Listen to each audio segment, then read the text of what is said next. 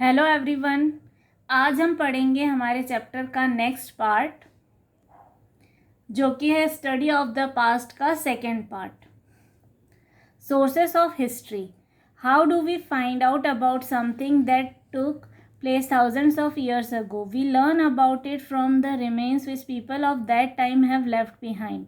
Archaeologists and historians study these remains and tell us what might have happened in the past. अब हमको कैसे पता चलता है कि कुछ कई साल पहले क्या हुआ था?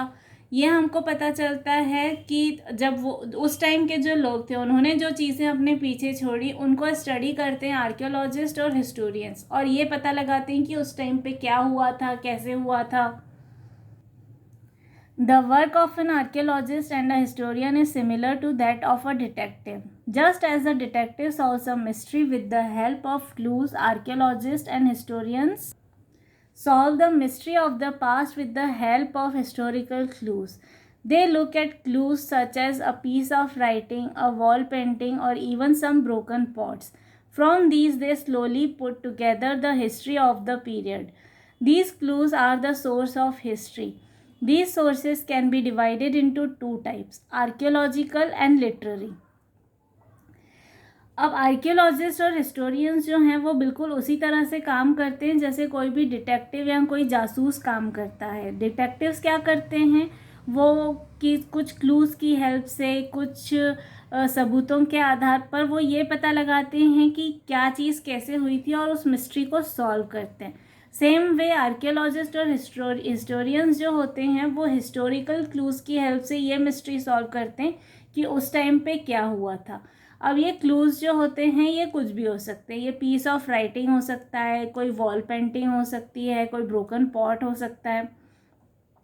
वो इन सब चीज़ों को अपने सामने रखते हैं, एक को दूसरे के साथ जोड़ने की कोशिश करते हैं और उन क्लूज़ के बेसिस पे वो ये बताते हैं कि क्या चीज़ कैसे हुई थी। और ये क्लूज़ जो हैं वो दो तरीके के हो सकते हैं, वो आर्कियोलॉजिकल हो सकते हैं या फिर लिटरेरी हो सकते हैं। Archaeological sources. Archaeological sources are direct evidences. They cannot be changed or altered by human beings. They are of four types: inscriptions, monuments, artifacts and coins. जो आर्कियोलॉजिकल सोर्सेस होते हैं वो डायरेक्ट एविडेंसेस होते हैं, इनको कोई भी चेंज नहीं कर सकता, ऑल्टर नहीं कर सकता। ये चार तरह के होते हैं। ये इंस्क्रिप्शंस होते हैं, मॉन्यूमेंट्स होते हैं, आर्टिफैक्ट्स होते हैं और कॉइन्स होते हैं। Inscriptions. Written records engraved on rocks, cave walls, metal pillars, walls of temples and places, and on clay and copper tablets are called inscriptions. Very often kings got the important events in their reign and their achievements inscribed so that people could read them.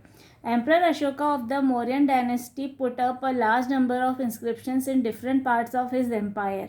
We know so much about him largely through these inscriptions. अब inscriptions क्या होते हैं? ये written records होते हैं जो engraved होते हैं, जो खुदाई करके लिखे जाते हैं। खुदाई नहीं एग्जैक्टली ऐसे engraved होते हैं वॉल्स पे या रॉक्स पे, केव्स पे, मेटल पिलर्स पे, टेम्पल्स के वॉल्स पे, पैलेसेस के वॉल्स पे, पिलर्स पे, क्ले पे या कॉपर टेबलेट्स पे वो इंस्क्राइब किए हुए होते हैं। और कई बार क्या होता था, राजा महाराजा जो होते थे उनके टाइम पीरियड में कुछ ऐसा होता था जो बहुत इंपॉर्टेंट इवेंट होता था, तो वो उसको रिकॉर्ड करवा देते थे ताकि जो आने वाली जनरेशन्स हैं वो भी उसके बारे में पढ़ें और वो राजा के उस अचीवमेंट के बारे में या उस इवेंट के बारे में जान पाएँ। जैसे जो एम्परर अशोका हैं मौर्यन डायनेस्टी के, उन्होंने अपनी बहुत सारी डीड्स को ऐसे ही इंस्क्राइब कराया हुआ था अपने एम्पायर के डिफरेंट पार्ट्स में, तो इसलिए हम सम्राट अशोक के बारे में इतना कुछ जानते हैं। Monuments. Buildings of historical importance are called monuments. They tell us about the period in which they were built.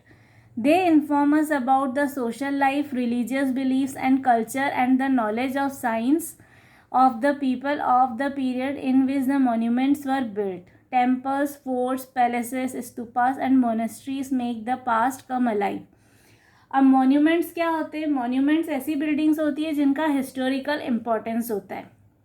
ये हमको बताती है कि किस पीरियड में वो बिल्डिंग बनाई गई थी, वो उस टाइम की सोशल लाइफ के बारे में बताती हैं, रिलीजियस बिलीव्स के बारे में बताती हैं, उस टाइम कैसा कल्चर था हमको ये पता चलता है, उस टाइम के लोगों को साइंस का, आर्ट का कितना नॉलेज था उसके बारे में हमको पता चलता है इन मॉन्यूमेंट्स से।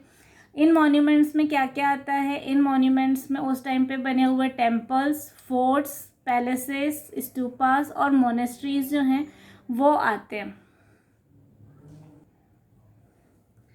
Artifacts: the objects that humans made in the past, pottery, tools, ornaments, metal objects, jewelry and weapons are called artifacts.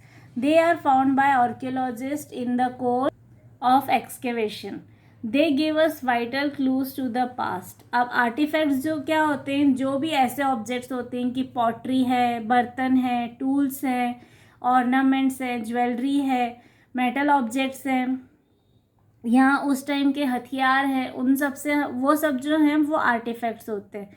ये जो हैं एक्सकेवेशन के टाइम पे आर्कियोलॉजिस्ट को मिलते हैं और इससे हमें पता चलता है उस टाइम पर पास्ट में कैसी चीज़ें हुआ करती थी। Coins are an extremely valuable source of information. They tell us about the reigning period of kings, the economy of the kingdom, the extent of the king's empire, and about trade with other regions. Coins also throw light on the art and religion of earlier times. अब coin से हमको बहुत सारी चीज़ों के बारे में पता चलता है, हमको बहुत वैल्यूएबल इन्फॉर्मेशन मिलती है। उससे हमको ये पता चलता है कि कौन से राजा ने कब से कब तक राज किया, उसके किंगडम की इकोनॉमी कैसी थी, उसका किंगडम जो है वो कितना फैला हुआ था और वहाँ पर ट्रेड किस तरह का होता था। और कॉइन से हमें कई बार ये भी पता चलता है कि उस टाइम का आर्ट और कैसा था और रिलीजन कैसा था। Literary sources: handwritten records of the past in the form of books are called manuscripts. These were usually written on palm leaves and the barks of birch trees. Due to their fragile nature, many manuscripts have been destroyed. Those that have been survived have helped us to know more about the past. Literary sources may be divided into two types: religious and secular. अब literary sources क्या होते हैं? जो hand written records होते हैं past के बारे में, जो उनको बोला जाता है मैन्यूस्क्रिप्ट्स। ये बुक्स के फॉर्म में भी हो सकते हैं, ये जनरली कुछ नोट्स के फॉर्म में भी हो सकते हैं। इनको जो लिखा जाता था वो पाम लीव्स पे लिखा जाता था या फिर बर्च ट्री की जो छाल होती है, जो बाक होती है, उस पे लिखा जाता था। अब ये दोनों ही चीज़ें बहुत फ्रेजाइल होती हैं, जल्दी डिस्ट्रॉय हो जाती हैं, तो इस वजह से बहुत सारी मैन्यूस्क्रिप्ट जो हैं वो तो डिस्ट्रॉय हो गई, लेकिन जो भी सरवाइव कर पाई, जो हमको मिल पाई, उससे हमको बहुत हेल्प मिली अपने पास्ट को जानने के लिए। अब लिटरेरी सोर्सेज जो हैं वो दो तरह के होते हैं, वो रिलीजियस होते हैं और सेक्युलर होते हैं। Religious literature. Writings which deal with religion are called religious literature. Many books are based on religious themes. The Vedas, the Ramayana, the Mahabharata, the Gita, and the Puranas are important source of information on ancient India. अब जो भी ऐसी books हैं जो religion के बारे में लिखी जाती हैं या जिसमें कोई भी रिलीजियस इंफॉर्मेशन होती है, उसको बोला जाता है रिलीजियस लिटरेचर। जैसे रामायण है, महाभारत है, गीता है, हमारे वेद हैं, पुराण हैं, ये सब जो हैं ये रिटन इन्फॉर्मेशन देते हैं हमको एंशियंट इंडिया के बारे में, और ये सब जो हैं वो रिलीजन से रिलेटेड है, तो इन सब को बोलते हैं religious literature. Secular literature.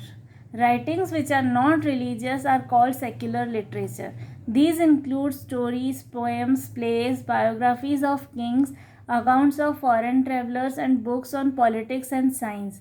The Arthashastra by Kautilya, the Indica by Megasthenes, the plays and poems of Kalidasa, the account of Fa Hien and Yun Sang, and the Sangam literature are some examples of secular literature written during the ancient period.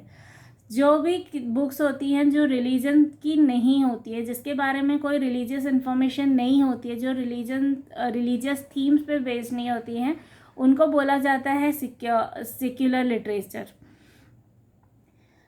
इसमें जो हैं वो stories हो सकती हैं, poems हो सकती हैं, प्लेज होते हैं, बायोग्राफीज़ होती हैं किंग्स की या फॉरेन ट्रैवलर्स के अकाउंट्स होते हैं। अकाउंट्स एज इन उन्होंने क्या क्या कब कब कहाँ कहाँ कितना ट्रैवल किया उसके बारे में इंफॉर्मेशन होती है, या पॉलिटिक्स पे बुक्स होती हैं, साइंस पे बुक्स होती हैं।